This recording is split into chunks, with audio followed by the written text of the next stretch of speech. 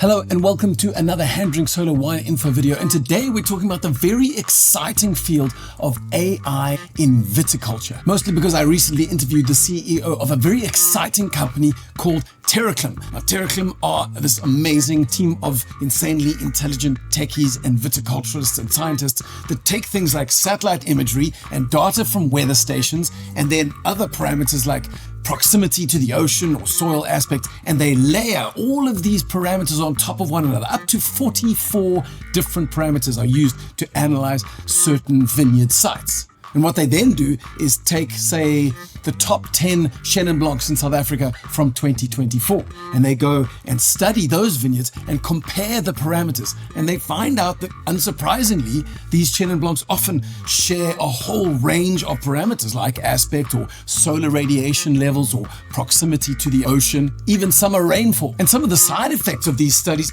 are that they discover these crazy, bizarre regions that no one had even thought of planting wine grapes. Or, for example, perhaps a region that may have traditionally been seen as a red cultivar region has been discovered to share a whole bunch of parameters with an appellation, for example, like Puligny-Montrachet, which is famous for Chardonnay wines. So really, the discoveries that Terraclim are coming up with are absolutely fascinating, and as a company, well worth watching. Another comforting assertion that came from Terraclim CEO Tara Southey is that Cabernet Sauvignon in South Africa is not going to disappear anytime soon. Despite the fact that some wild climate change trends are being noted that may prevent other cultivars from growing well, Cabernet is looking rock solid right now. In fact, as far as Tara is concerned, Cabernet Sauvignon in South Africa, we haven't even begun to tap into the potential. When you look at soils and certain sites and altitudes and what the ocean breeze does for a region like Stellenbosch,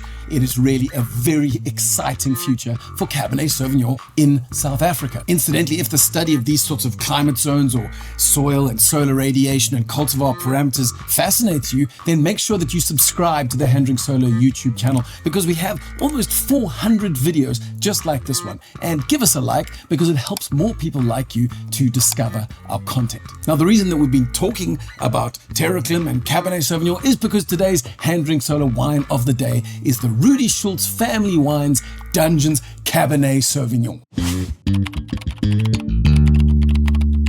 I've spent quite a lot of time talking about Rudi Schulz over the last couple of years and his famous winemaking brothers, mostly because he really is a very busy bee. He is the winemaker for Sutherland, which gets its fruit in Elgin, in this high mountain on top of a hill covered in clouds and mist, and it's kind of cool climate. And he makes these wild, super award-winning Chardonnays. He makes an incredible Viognier-Roussanne blend, Sauvignon Blancs. He even makes a Grenache coming out of Elgin. Wild. But then he is also the winemaker at Thelema, which owns Sutherland. And at Thelema, he's making incredible Bordeaux blends like the Thelema Rabelais. Their Reserve Merlot really is an entity all unto itself, and their Cabernets are about as classic Stellenbosch as you can get. Finally, and most relevantly for today, he also has his own range of Rudi Schulz family wines, which includes a Pepper Street Syrah, a Sauvignon Blanc, a Chenin Blanc, a red blend, and today's Dungeons Cabernet Sauvignon. The fruit for the Dungeons Cabernet Sauvignon comes from the Bottelary Hills, but it's not in the north-facing slopes, the kind of more traditional side of Bottelary where an estate like Hartenberg exists, but rather it's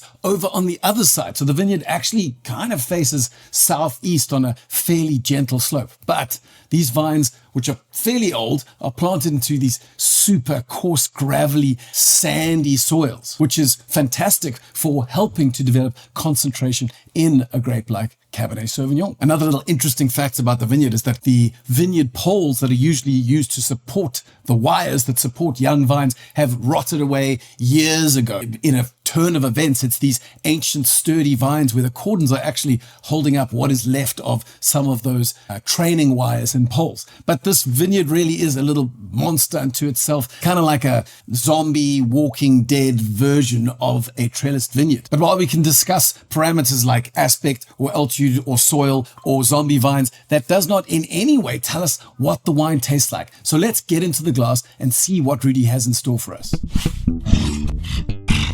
Well, when we give this guy a sniff, well, it's really a very layered nose. It's beautifully complicated, and you have pretty much everything that a Cabernet Sauvignon can offer you with regards to aroma categories, because you've got a kind of savory leather element alongside cocoa dust, which sometimes can come from oak. But then you've also got fascinating touches of white pepper spice.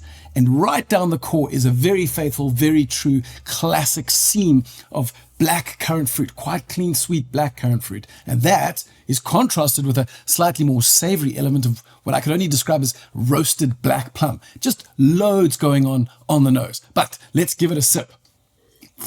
Well, Rudi named the Dungeons Cabernet after the big wave surfing spot of Dungeons near Hout Bay. And the idea was big waves, big structure. But given that this wine is already almost 5 years old, the tannins are actually remarkably refined. The structure's still there, but it's just delightfully silky. With regards to palate weight, when people think about Cabernet, they often think of this massive, huge wine because it's known for having high tannins. But Cabernet is usually big boned, but not necessarily rotund. And that's what you get on this wine. It's medium bodied, but with a lovely, refined structure to it all. And what I talked about on the nose, the combo of the black currant fruit and this more savory roasted plum, those sort of weave together right down the middle within that really lovely structure. And then as you get to the tail, again, like we smelt on the nose, very gentle touch of white pepper on the tail, which is just lovely. It's a fascinating little change from the more classic Cabernet notes. Okay, so that's all we have time for today, but I have left link to 2 videos, both of which will give you a far more complete idea